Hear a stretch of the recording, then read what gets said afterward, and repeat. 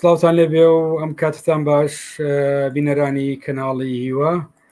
لە پرۆگرامێکی ڕاستەوخۆ لەگەڵتانین لەبارەی گرفتی نەخۆشخانەی هیوە و هەروەها گفتوگۆ لەبارەی کەرتی تەندروستی لە هەرێمی کوردستان دەکەین لەگەڵ دکتۆر گۆران عەبدوڵڵا پسپۆڕ لە سیاسەتی تەندروستی. لەم بەرنامەیە گفتوگۆیەکی کراوە دەکەین لەبارەی قەیرانی تەندروستی لە هەرێمی کوردستان و دوایین بابەت کە پرسی نەخۆشخانەی هیوا بوو. لەم بەرنامەیە گفتوگۆ دەکەین لەبارەی ئەوەی کە ئایا هەرێمی کوردستان قەیرانی سیاساتی تەندروستی هەیە، کێشەکانی نەخۆشخانەی هیوا و کەرتی تەندروستی لەکوێوە پەیوەندی بە دیدی ئابووری سیاسی دەسەڵاتدارانی هەرێمی کوردستانەوە هەیە. چارەنووسی کەرتی تەندروستی هەرێم لە نێوان کەرتێک بۆ پاراستنی تەندروستی گشتی و کەرتێک بۆ کەڵەکەکردنی پارە و قازانج بە دەستەی نەخۆشەوە بەرەو کوێ دەڕوا. لێکەوتەکانی پرسی نەخۆشخانەی هیوا لەمڕۆدا چی بوو و چیمان پێ دەڵێ؟ ئەم دروستکردنی ئەم قەیرانانە لە ناو با بڵێن لە ناکاوانە لە نەخۆشخانەیەکی گرنگی وەکو نەخۆشخانەی هیوا تا چەند کاریگەری لەسەر متمانی خەڵک کەمبوونەوە یان نەمانی متمانی خەڵک بە کەرتی گشتی دەبێت. ئایا ئەمە وەکو پلانێک نابین درێ بۆ ناشرینکردنی کەرتی گشتی بە بەراورد بە کەرتی تایبەت؟ لەگەڵ دکتۆر لەم بارەیەوە گفتوگۆیەکی کراوەی ئەم تەوەرە دەکەین. دکتۆر گۆران سڵاوت لێبێ. زۆر سپاس. لە ڕاستیە دەمەوێت لە دیدی ئێوە لەبارەی ئەم پرسەوە بەبیستم سەرەتا جەنابەت چۆن سەیری ئەم بابەتە دەکەن؟ زۆر سپاس بۆ میواداریە هاوڕێی هیوا، سپاس بۆ کەناڵەکەتان و سپاس بۆ جەنابەت بۆ بەردەوامیدان بە گرنگی بەم بابەتە. لە ڕاستیە وەکو جەنابەت لە پێشەکەیە ئاماژەت پێ کرد، ئەم قەیرانەی کە ئێستا لە کوردستانە هەیە لە بابەتی سیستەمی تەندروستی، ئەتوانم بڵێم ڕەنگدانەوە و نیشانەی قەیرانێکی هەمەلایەنە، قەیرانێکی سیاسی ئابووری کۆمەڵایەتی هەتا دوایی. و ئێمە ناتوانین سیستەمی تەندروستی و کەرتی تەندروستی لە جوگەکانی تری کۆمەلگای کوردستان جیا بکەینەوە. ئەوەی کە لە سیستەمی تەندروستی کوردستانە ڕۆدا بەشێکە و ڕەنگدانەوەی ئەو قەیرانە گەورانەیە کە لەسەر ئاستە سیاسی و کۆمەڵایەتی و ئابوووریەکانە ڕۆدەن. ئەوەی کە دەیبینین بەداخەوە لە کوردستانە، ئەوەی کە جەنابەت باست کرد بە ئایا بەشێکەمە لە سیاسەتێکی حزب دەسەڵاتدارەکان، پێم وان نییە ئەمە ینی حزب دەسەڵاتدارەکانی کوردستان لەسەر وەرەقا بە شێوەیەکی نەزەڕی یا بە شێوەیەکی تیۆری قسەیەکەکەن و شتێکەڵێن، بەڵام لەسەر ئەرسی واقع شتێکی ترە. ئەوەی کە بینین بۆ نمونە هەر ئێمە وەکو نمونەیەک بینینەوە، یەکێتی نیشتیمانی کوردستان بۆ نمونە خۆی بە حزبێکی سۆشیال دیموکرات دەزانێ و هەر لەم چەند ڕۆژانەیە هاوسەرۆکی حزبەکە سەردانی نەخۆشخانەی هیوای کرد و باسی ئەوەی کە یەکێتی نیشتیمانی کوردستان حزبێکی سۆشیال دیموکراتە و ڕازی نییە بە تایبەتکردنی کەرتی تەندروستی و وەرگرتنی پارە لە هاوڵاتیان لە بەرامبەر خزمەتگوزاری تەندروستیە. ئەمە لەسەر بە شێوازێکی نەزەڕی و بە شێوەیەکی تیوەری کۆمەڵە قسەی جوان و قسەی ڕێگوپێکن و ڕەنگە بەشێکی زۆری کۆمەڵانی خەڵکی کوردستان لەگەڵ ئەو قسانەیە بێت، بەڵام لەسەر ئاوزی واقعایەوە جێبەجێکراوە بە دڵنیاییەوە نەخێر. یەکێتی نیشتیمانی کوردستان بۆ دەبوونە و دێنە سەر پارتی دیموکراتی کوردستان و بچووکەوەی گۆڕانیش بە هەر نەڵێن کە قسە لەسەر یەکێتیەکەین. یەکێتی نیشتیمانی کوردستان لە ساڵی 2007ەوە وەزارەتی تەندروستی لەلا بوو. زۆربەی هەر زۆریە وەزیرانەی کە لە هەرێمی کوردستانە لە حکوومەتە یەک بەدوای یەکەکان و کابینەکانی حکوومەتی هەرێمی کوردستانە وەزارەتی تەندروستیان دەستنیشان کردووە. لە یەکێتی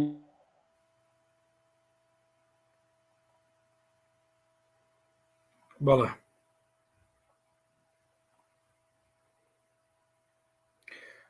دکتۆر، پێم وایە گرفتێک لە پەیوەندیەکە هەیە. تا دکتۆر دەگەڕێتەوە پەیوەندیەکەی چاک دەبێتن وەکۆی دەبینێن لە ئێستادا، یعنی لە ماوەی چەند ڕۆژی ڕابردوو دروستبوونی ئەم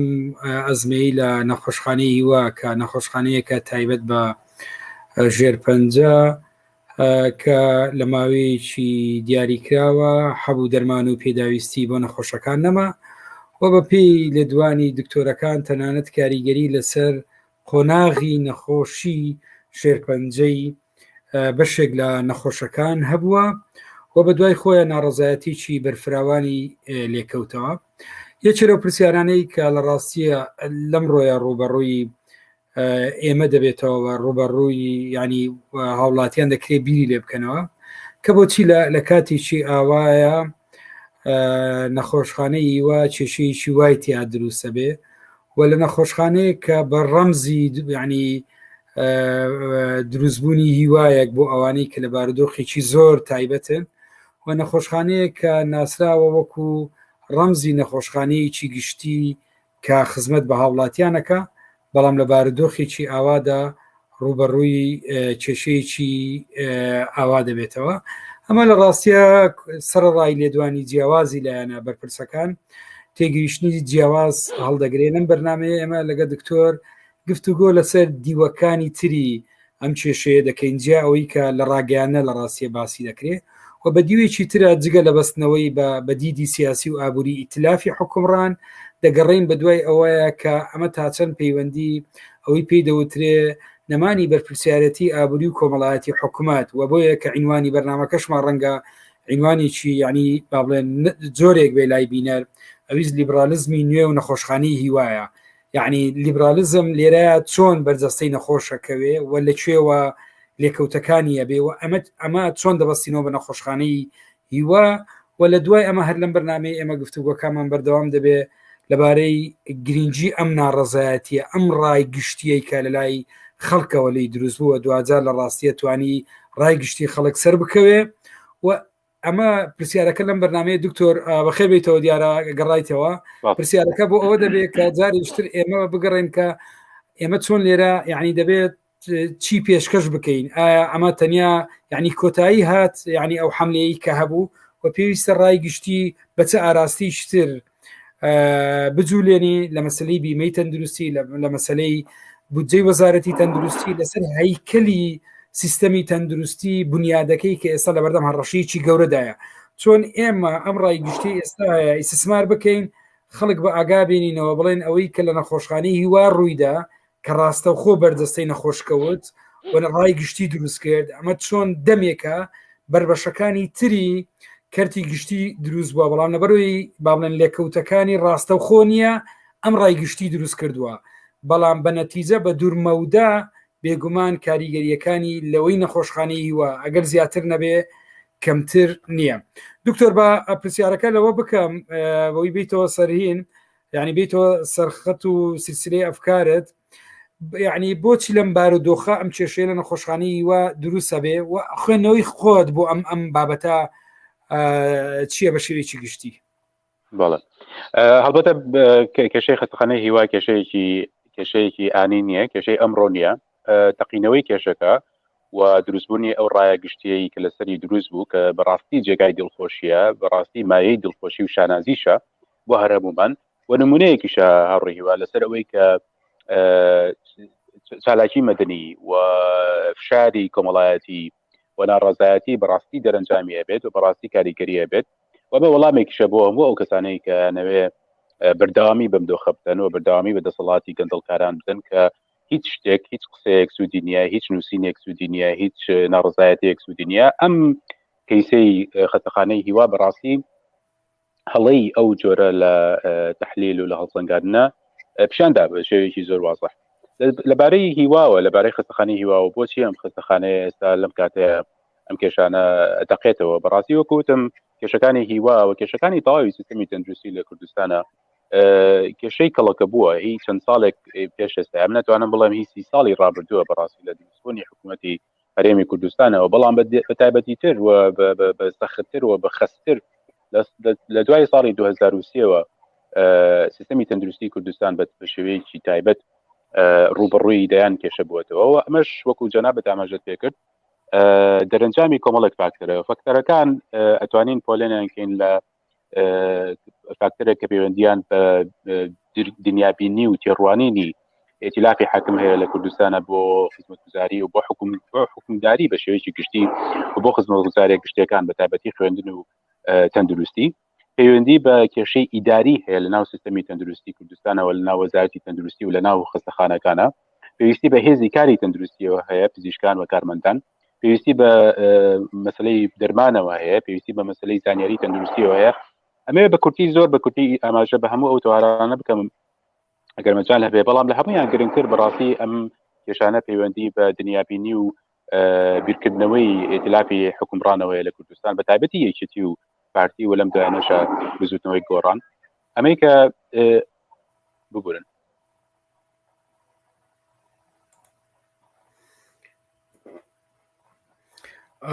دیارە دکتۆر بە سوپاسەوە سەرڕای ئەوەی کە لە دەوامە توانی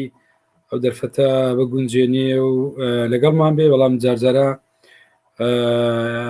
گرفتی تەکنیکی دێتە پێش من تێگەیشتنی خۆم تەواوەکەم تا دکتۆر گۆران دەگەڕێتەوە ئەم باڵێن دروستبوونی ئەم کێشەیە لە کاتێکە لە ڕاستیە ینی لە بارودۆخێکە کە ئێمە دەکرێت لە چەندین لایەنەوە لە چەندین ڕووەوە خوێندنەوەی بۆ بکەین لایەنێکەوەیە کە وەکەوەی کە چەندین ڕاگەاندراوی جیاواز لایەنە سیاسیەکان سنووری سلێمانی لێرە لە هەولێر و لەلایەن وەزارەتی تەندروستی تێگەیشتنی جیاواز درا لەبارەی ئەوەی کە ئەم قەیرانی نەخۆشخانەی وایە بە هەندێکیان وایان شوپاند کە ئەمە قەیران ئەمە کێشەیەکی سیاسیە هەندیشتروان ئەین کرد ئەمە پەیوەندی بە هەندێک ئیجراعاتی تازەی حکوومەت و وەزارەتی تەندروستیەوە لەگەڵ کۆمپانیەکانی دەرمان بەڵام پرسیارێکی ینی پرسیارەکەەوە دروستە بێ کە چۆن دەکرێ مامەڵەیەکی وە لەگەڵ نەخۆشخانەیە کە پەیوەندی بە نەخۆشی ژێرپەنجەوەیە یعنی بە مامەڵەیەکی وا بکرێتن لە بارودۆخێکی ئەوە یعنی بۆچی لەم کاتە ناسکە و لە بەرامبەر نەخۆشخانەیەکی وا گرین کە ڕەمزی جارێکی تر هەڵسانەوەیە و ڕەمزی ژیانەوەیە و ڕەمزی هەڵسانەوە و چاکبوونەوەیە و بە دیوێکی تری شام نەخۆشخانەیە ڕەمزی پێشکەشکردنی خزمەتگوزاری کەرتی گشتیە بۆ هاوڵاتیان بەبێ بەرامبەر لە بەرامبەر کەرتێکە کە بە کەمترین خزمەتگوزاری بە خراپترین کوالێتی خزمەتگوزاری بەڵام بە زۆرترین تێچووی پارە لە کەرتی تایبەت کە بۆ کەمینەیەکی دیاری کراوە نەخۆشخانەی وا دەبێ بە ڕەمزێک بە تێگەشتنی من دکتۆر ئەم بابەتە دیوێکی دەکرێوا بخوێنینەوە لە ڕاستیە لە سەردەمی سەرۆکی حکوومەتەکەی ترەوە ئەوی ئێستاشەوەیە ئێمە لە چەندین بۆنەوە و پرێس کۆنفرانسی ئەم بەرپرسانە ئێمە بەڕۆنی دەمانبینی باسی ئەویان دەکرد کە سیستەمی تەندروستی ئێمە بۆیە سیستەمێکی خراپە لە بەرەوەی سیستەمێکی سۆسیالیستیە ئەمە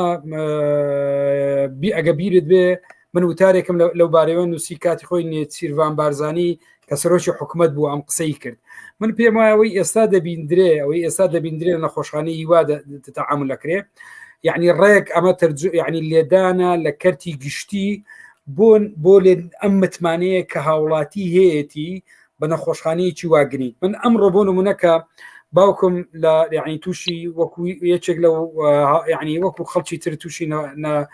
نەخۆشی کۆنا بووە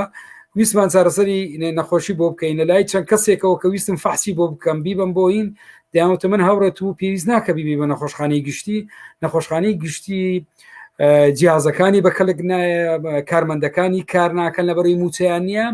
یعنی ڕێک ئەمە لە واقعی ئیجتیماعی یعنی ڕێک تەمەن من بردم لە ڕاستیە من هەرم خۆم دەچم بە نەخۆشخانەی گشتی و هەتا بۆشم بکرێ و خێزان و هەموو کەسە نزیکانیش هەردی بم بۆ خەسەخانەی گشتی ڕێک ئەوم بەبیر هاتەوە یعنی ئەم حملەیە چۆن لە واقعی ئیجتیماعی دەستیان پێ کردووە کە بە تەرویزکردنە بۆ ئەم کۆمپانیانی کە بێگومان ئێمە دەزانین کە کاتێک باز لە نیولبرالیزمیش دەکەین ئەو نیولبرالیزمە نییە کە لە خۆر ئاوایە نیولبرالیزمێک کە کۆمپانیەکانی دەسەڵات ڕاستە و خۆ ئەوەی توانیان پارە ببن لە ڕێگای گومرگەکان و لە ڕێگای داهاتی نەوت و نازانم چیەوە ئەگەر لەوەی بۆیان نەچێتە سەر ئەمجارە لە کەرتی تایبەت دەستیان پێکرد مەبەستمە چییە کە چۆن وشیاریی چاواشەکاریان لە واقعی ئیجتیماعی دروست کردووە بەڵێ کە تۆ پێویستە نەخۆشەکەت نەبەی بۆ نەخۆشخانەی گشتی لە کاتێکە لە ڕاستیەوەی من ئەو کارمەندانی لەو نەخۆشخانە دەیان بینم بەو یعنی بارودۆخەوە بەو پەڕی دڵسۆزیەوە لە ڕاستی بەشێکی دەتوانم بڵێم زۆریان کار دەکەن و ڕوحیەتی لە ڕاستیە ڕوحیەتی هاوکاریان هەیە لەبەرەوەی قەزیەکە ڕاستەخۆ پەیوەندی بە بزنسنەوە نییە. من زۆرجار کە دەسمە نەخۆشخانەی تایبەت دکتۆر شعورێکم لا دروستە بێ، یعنی لای کەسێک یان حاڵەتێک هەندێ فحسێ بۆ نمونە کە دەچی بەناچاری کە ئەو تەعاملی ئەم دکتۆرە لەگەڵ دەکا ئەو ڕوحیەتە نابینی، یعنی هەست بە علاقەیەکی ترەکەی کە پەیوەندی بە قازانجەوەیە. تەنان ئەم دکتۆرەی کە تەعاملیش دەکا لە ڕاستیە دکتۆرێکە کە خاوەن یعنی لە قالب دراوە بە جۆرەکان کە چۆن تەعامل بکە. مەبەستمە دەوێت ببینم کە ئەم بابەتە یعنی ئەم ئەزمەیە کە لە نەخۆشخانەی وا دروستکرا ئەمە جارێکی تر زلێکی دەسەڵات بوو لە کەرتی گشتیدا و بۆی متمانەی هاوڵاتی بە کەرتی گشتی نەهێڵێ و بە تایبەتی لە نەخۆشخانەیەکی واگرین کە باسم کرد. ئەمە دیوێکی تری لە ڕاستیە بریتیەوەی کە لە بارودۆخێکی ئاوایە سرنجی هەمومان جارێکی تر بەرەو ئەوە ببا کە ئێمە نەک لە بابەتی کۆرۆنا و لە بابەتی نەخۆشخانەکانی تریش ئێمە پەنا ببین بۆ نەخۆشخانی کەرتی تایبەت وەکۆی خۆ ئێوە باسمان کردو و چەند بەیانامەیەکی لەو بارەوە دەرکرا لە بەرامبەرەوە نەخۆشخانەیەکی کەرتی گشتی تەیە بۆ نمونە بۆ نەخۆشی ژێرپەنجە، بەڵام لە مەقابلیەوە نەخۆشخانەیەکی تایبەتیشی دروست کردووە کە تەقاریری جۆرا و زۆر هەمومان دەزانین کە چۆن دروستکراوە و چۆن لە ڕێگای کەرتی گشتیەوە دەعەمەکرێ دێ بە ناچاری بۆی خەڵکەکە بێ بگوازێتەوە بۆی. من پێم وایە ئەمە ڕێک تەرجمەکردنی گوتاری نیو لیبرالیزمە و خەسخەسەکردنە بۆ ئەوەی کە خەڵک بە ناچاری ئەمە ببن. ئەگەر لەم ڕۆژە لە ڕاستیە نتوانن نەخۆشخانەی وا بفرۆشن، بەڵام بەجۆیە لە جۆرەکان ئەوەی ئیمکانێتی وا لە خەڵک بکەنەوەی ئیمکانەتی مالیە بێ دارێکی تر بڕاتن بۆ ئەم بابەتە. بەس خۆشبەختانە دکتۆر ئەوەی کە وای کرد یعنی ئەم حملەیە کرا ئەمە سەرکەوتنی بەدەستێنە. دەمێتی گشتنی جەنابەت وەربگرم کە بۆچی لەمەیە یعنی چۆن ئەو ڕیاکشن و ئەو ڕەتفعلەی دروست کرد و چۆن ئەم پرۆسەیە بە کۆمەڵایەتی بوو لە چاو پرۆسەکانی ترکە لە ڕاستیە بە خەسخەسەکردن ئێمە دەبینین لە زۆربەی کردەکانی تری دەست پێ کردووە، بەڵام لەوەی هیوە لە ماوەیەکی کەمە بۆ ئاستێکی بەرز هەڵکشا. ئەمە چۆن نەبینی دکتۆر؟ من وەکوتم بەڕاستی لە سەرەتایە وەکوتم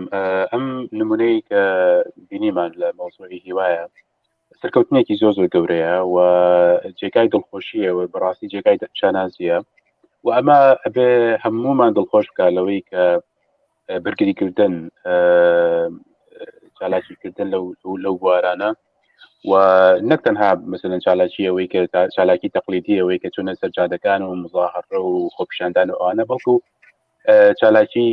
چالاکی سەر سوشیال میدیاش بۆ نمونە. یعنی ئەمە بینیمان بە خۆشبەختەیەکی زۆرەوە لە ئەنجامی داواکاری تۆڕی پاراستنی تەندروستی گشتی ژمارەیەکی زۆر لە هاوڵاتیان پرۆفایلی فیسبوکەکانیان گۆڕی و کردیان بە هیوا فریمی پرۆفایلەکان و ئەمە کاریگەریەکی زۆری گەورەی هەبوو. یعنی هەندێک خەڵکەوە بە شتێکی کەمەزانێ بەڵام بەڕاستی کاریگەریکی گەورەی هەبوو و وای کرد بۆ نمونە هاوسەرۆکی یەکێتی لە هەوری شێخجەنگی بچێت سەردانی هیوا بکات بۆ نمونە و لەو لاوەشەوە سەرۆکی حکوومەت چەند بڕیارێک دەرکاکە لە بەرژەوەندی خەستەخانەکە بێ و لە بەرژەوەندی پزیشکان و کارمەندانی خەستەخانەکە بێ. ئەوەی کە بەڕاستی جێگای دڵخۆشیە لەم بابەتە بۆچی هیوا وای کرد کە ئەم گۆڕانکاریانە ڕووبدا لەپاڵ ئەو چالاکی زۆرانەی کە هەم لەسەر سوشیال میدیا و هەم لەسەر شقامەکانی بەردەم هیوا و لە شقامەکانی تری چەند شارێکی هەرێمی کوردستان ڕۆیاندا ئەوە بوو کە بینیمان دوای ئەوەی کە کارمەندان و پزیشکان لە هیوا مانیان گرت و چۆنە سەرجادەکان بۆ یەکەمین جار پێم وایە بۆ یەکەمین جار لە مێژووی سیستەمی تەندروستی کوردستانە بینیمان کارمەندان و پزیشکان و نەخۆش یەکیان کرد بۆ داواکردنی مافە تەندروستەکانی خۆیان. ئەمە بۆ یەکەم جارە دەسەڵات لە پاڵ ئەوەی کە هاوڕێی باسی ئەوەت کرد کە بە ڕێکلامی نەگەتیڤ ئیش لەسەر نەهێشتنی متمانەکە لە نێوان هاوڵاتی لەلایەک و پزیشکان لەلایەکی ترەوە لە نێوان هاوڵاتی لەلایەک و کردی گشتی تەندروستی لەلایەکی ترەوە ئیشێکی زۆر بە بەرنامەشەکات بۆ دروستکردنی شەڕ و ناکۆکی لە نێوان خەڵک و پزیشکانە. زۆربەی هەر زۆری ئەو کێشانەی کە لە سیستەمی تەندروستیە ڕوادن دەسەڵات بە بەرنامەوە بە پلان ئیش بۆەوە کە کەشەکان ڕوبەڕووی پزیشکان و کارمەندانی تەندروستی ببێتەوە نەک دەسەڵاتی سیاسی. لەم پلانەیە بەڕاستی تا ڕادەیەک سەرکەوتوو بووە خەڵک زۆربەی هەڵە زۆری خەڵک لە قساکات و ڕخناکرێت لەسەر سیستمی تەندروستی کوردستان زۆر جار دەمی ئاراستەی پزیشکانەکات و کارمەندانەکات و زۆر جار تەنانەت جوێن و قسەی ناشرینی شەکە ئێمە ناڵێن گفتوگۆ نەبێت ناڵێن ڕخنە نەبێت ناڵێن دیبیت نەبێت بە دڵنیایەوە بێمانە هەمووی هەبێ بەڵام ئەبێت وریابین لەوەی کە دەسەڵاتی سیاسی چۆن ئاراستەی ئەم دیبیتاکە و بچی شێوازێکێکە بۆ چۆنی من لە بگەڕینەوە سەر مۆزوعی هیوا ڕاستەکەی بەشێک لە ئەو کێشانەی کە باسەکەت لە هیوا بەشێکە لە ڕیکلامێک و بەشێکە لە پرۆپاگەندەیەکی زۆر پلان بۆ داڕژراوی دەسەڵات و کۆمپانیەکانی دووبەری دەسەڵات بۆ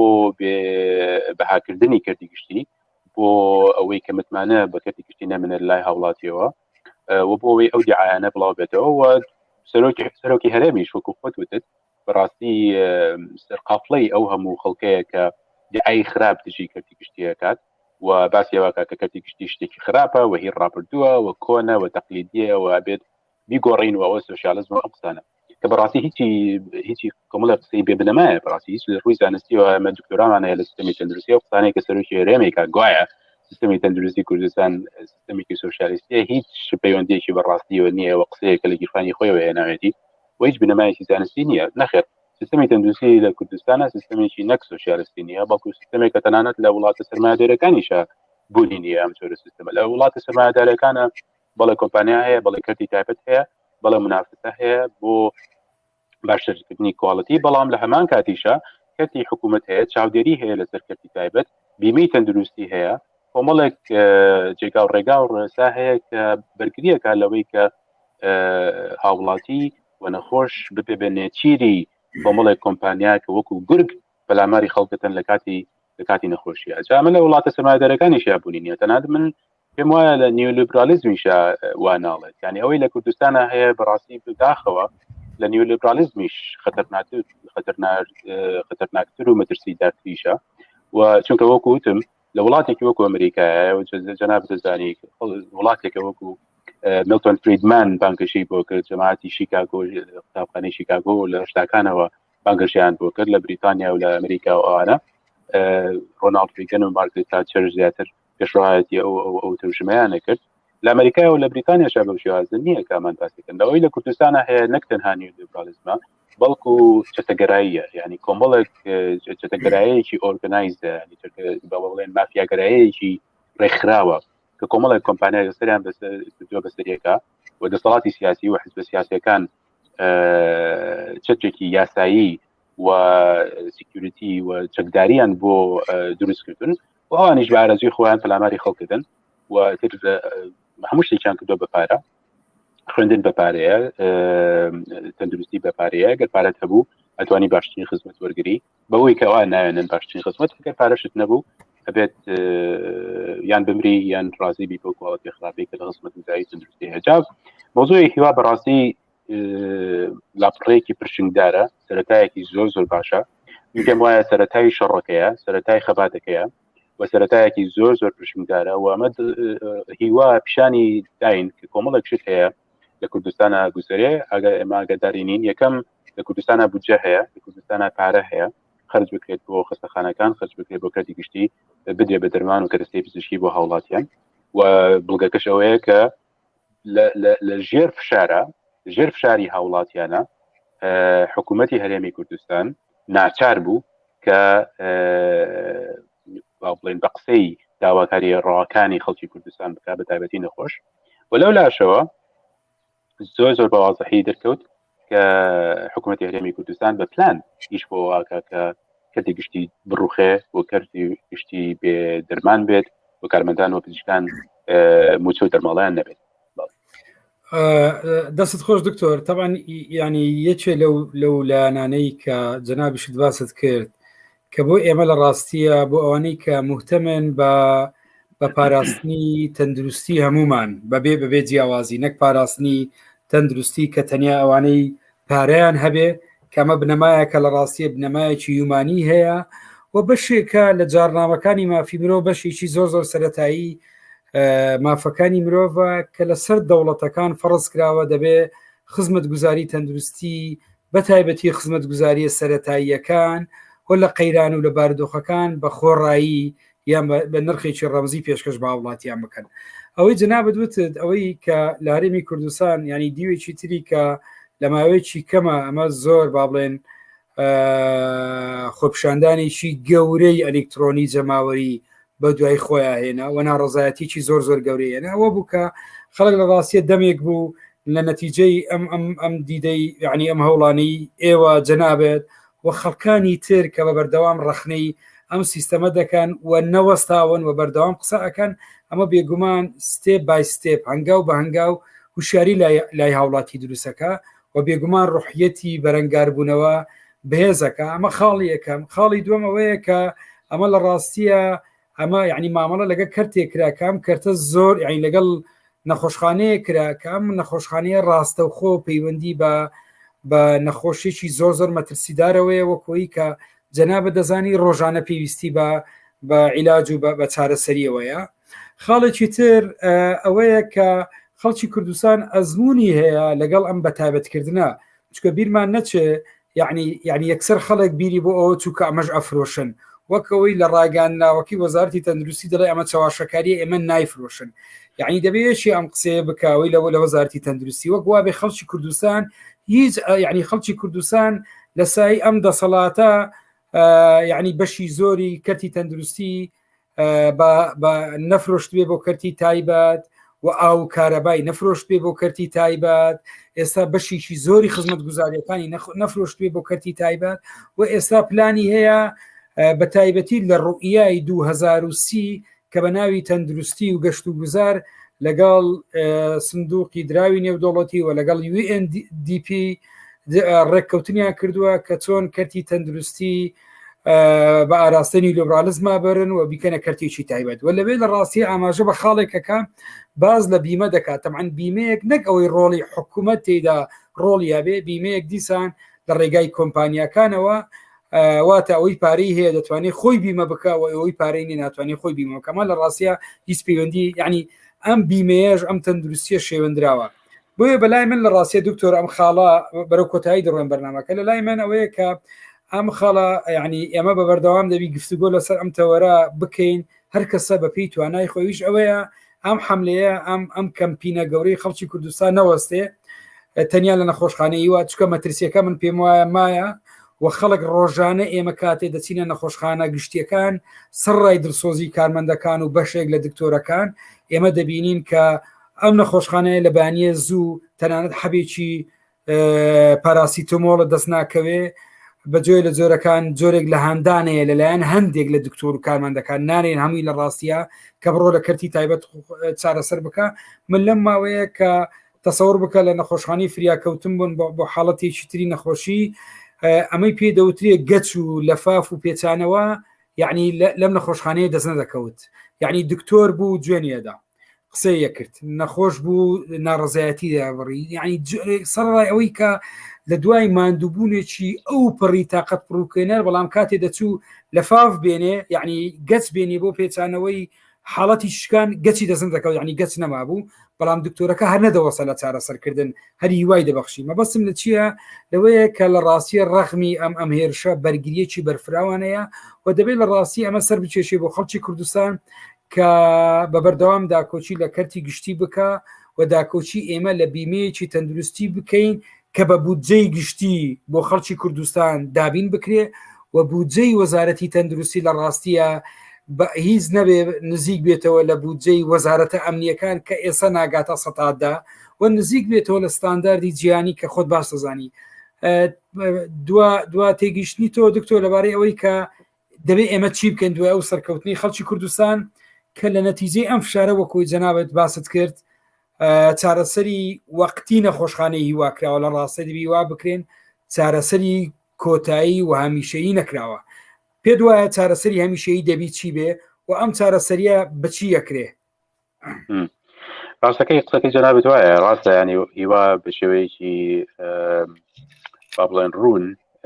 نەفرۆشراوەتە کەرتی تایبەت بەڵام بە پرۆسەیەکی زۆر زۆر درێژخایەن و پرۆسەیەکی لەسەرخۆ و پلان بۆ داڕژرا و دەسەڵاتی سیاسی وەزارەتی تەندروستی ئیش بۆ بەتایبەتکردنی کردی گشتیەکات و خزمەتگوزاریەکانی کردی گشتی و بە شێوەیەکی لەسەرخۆ وردەیکەن بۆ نمونە لە خزمەتخانەکانی کوردستانە سەرەتا دەستیان کرد بە بەتایبەتکردنی مۆزوعی دابینکردنی دەرمان دەستیان تا دەستی کۆمپانیەکان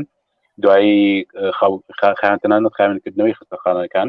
مۆزوع ئەوەی پێڵەن و تێلەوانی ئەوانیان هەمووی دایە کۆمپانیا مۆزوعی دابینکردنی خواردن و ئەوانە هەمویان داوە بە کۆمپانیا لەولاشەوە موچەی کارمەندان و پزیشکان ئەبڕن نایدەن دەرماڵە نادەن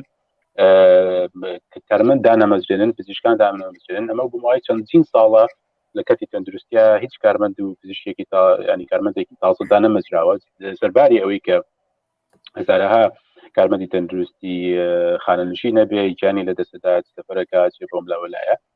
وەزارەتی تەندروستی تاکوسە هیچ کارمەندێکی تازەی دانەمەزرانەوە ئەمانە هەمووی پلانەوە هەمووی بە بەرنامەیش بووە کە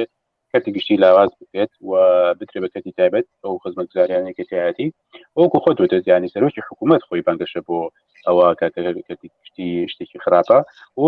بەداخەوە منەوە قسەکەم لە زۆرێک لە شوێنەکان کەتی گشتیان کردەوە تەنها بە دەڵالخانەیەک بۆ پیداکردنی نەخۆش بۆ کردی تایبەت زۆربەی هەر زۆری خستەخانەکان ئابینی ئەوان دەڵاڵیاندانەوە لە سلێمانیە بوو نمونە خانەی فاروقەیە خستەخانەیە نوێرشێخە هەیە خەڵکیان داناوە کە بۆەوەی خەڵک ناچار کات یان ساک کاتەوە لەو خزمەتگوزاریەیە کە لە ناو خستەخانەکە گشتەکانە هەیە و بۆی بچن سەردانی خستەخانە گشتەکان بکەن جا ئێمە ڕاستە ئەبێ دڵخۆش بین کە خستەخانەی هیوا بۆ نمونە بە تەواوەتی نەدراوەتە کەتی تایبەت بەڵام ئەوە خەیاڵ پڵاویە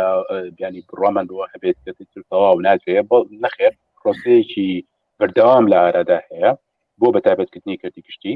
و بۆ فراوانکردنی کردی تایبەت و لە بەرامبەرە هاوڕێهیوا پێویستیمان بە پرۆسەیەکی بەردەوامی بەرەنگاربوونەوە هەیە پێویستیمان بەوە هەیە بە بەردەوامی کار لەسەر ئەم بابەتانە بکەین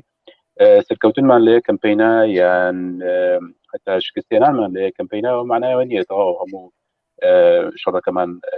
لە کیس چووە ئەبێ بەردەوام بین ئەبێ ڕۆژانە قسە لە قسە بکەین بە ڕۆژانە دەخنە لە کەم کورتەکان بکەین دەستخۆشی لە ئەو کەسانە بکەین کە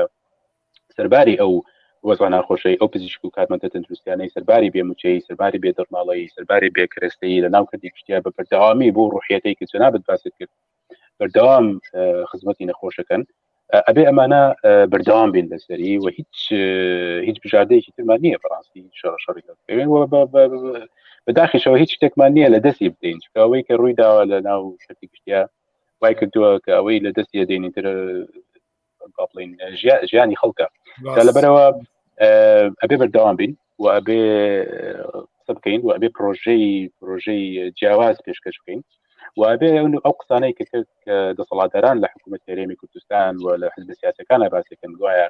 ئەو سیستەمی لە کوردستان هەیە کۆنە و سیستەمێکی سوسیالیستیەوە ئەبێ بڕوخێ و ئەبێ کەتی تایبەتدا بنووسێن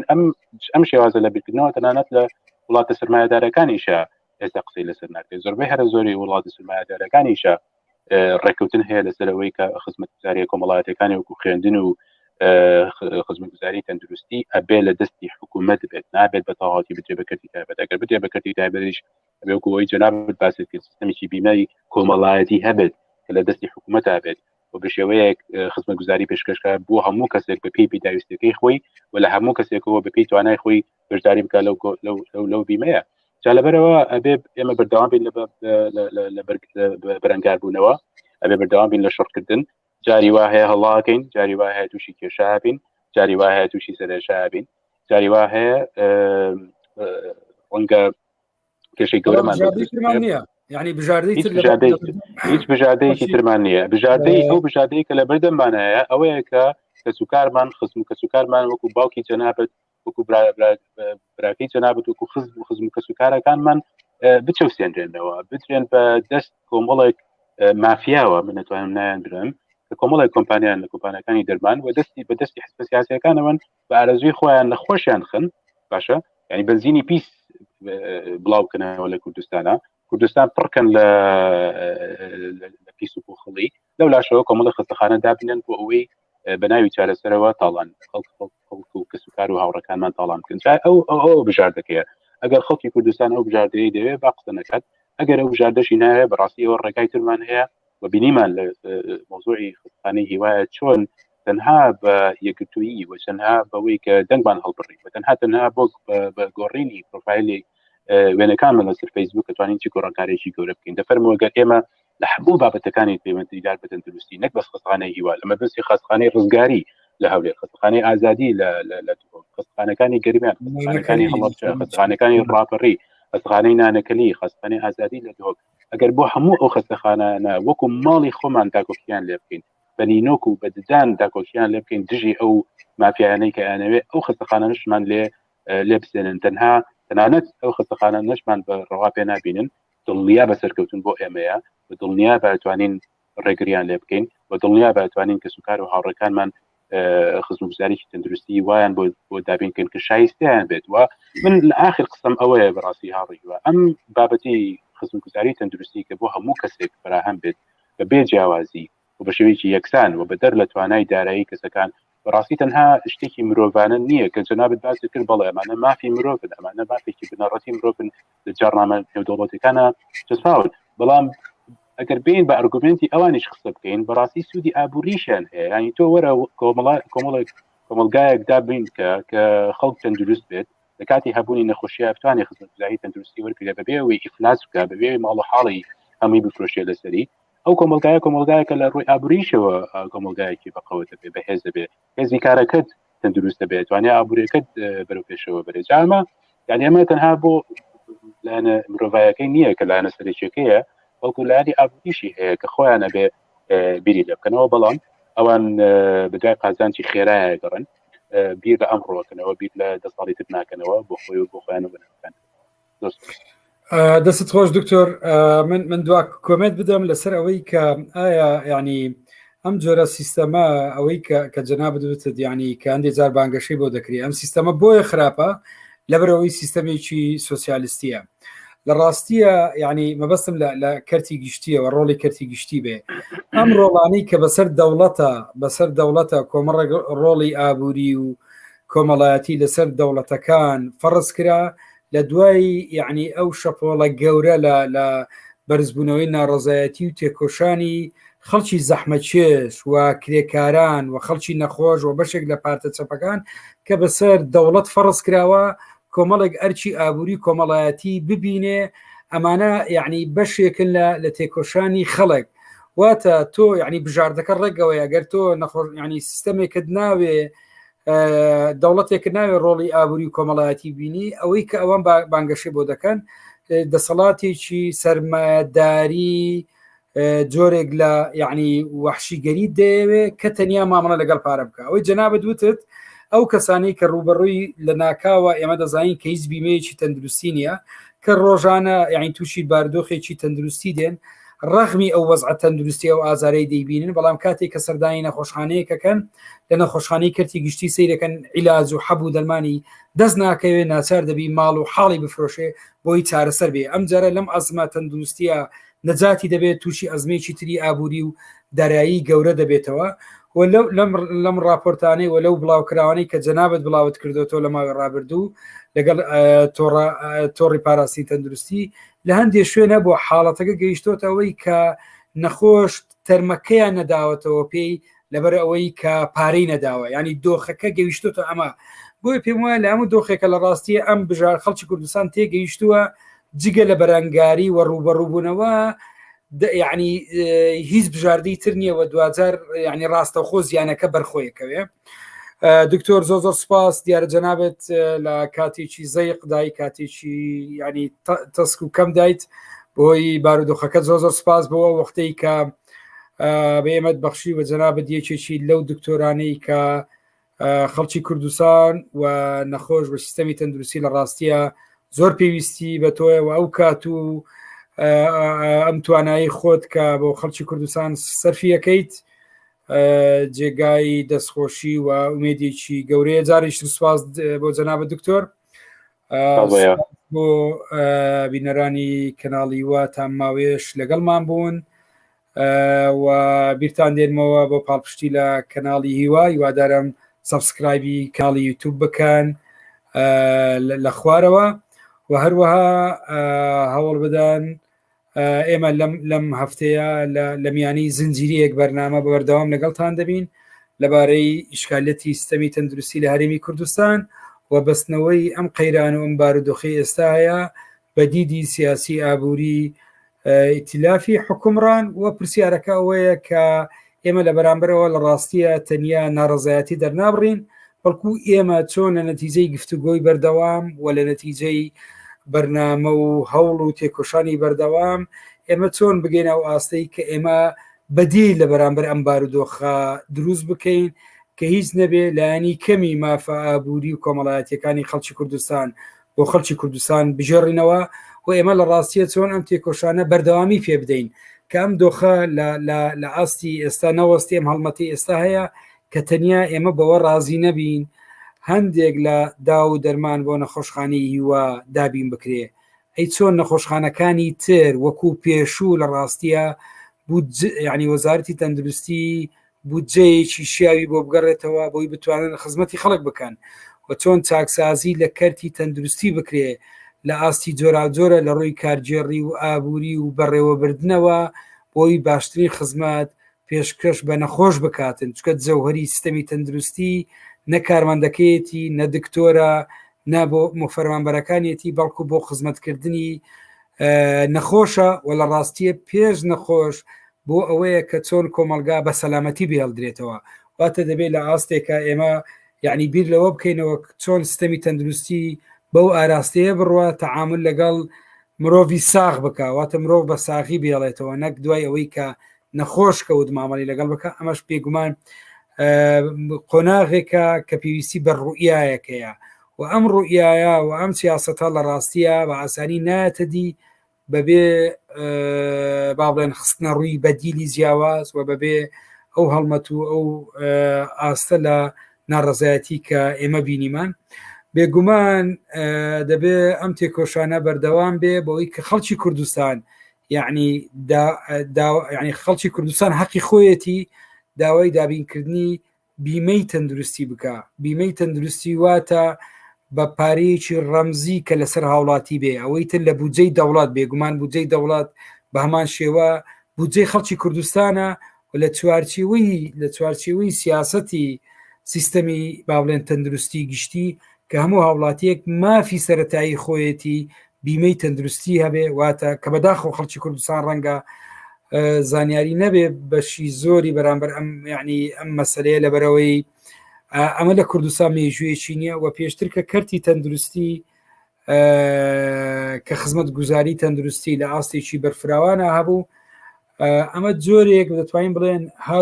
هەوڵیاندا هاوشێوەی بیمەی تەندروستی بێ، واتە کاتی تو دەچێت نەخۆشخانە گشتیەکان بە پارەیەکی ڕەمزی چارەسەر بکەیت، بەڵام بەداخەوە سەبر کوالێتی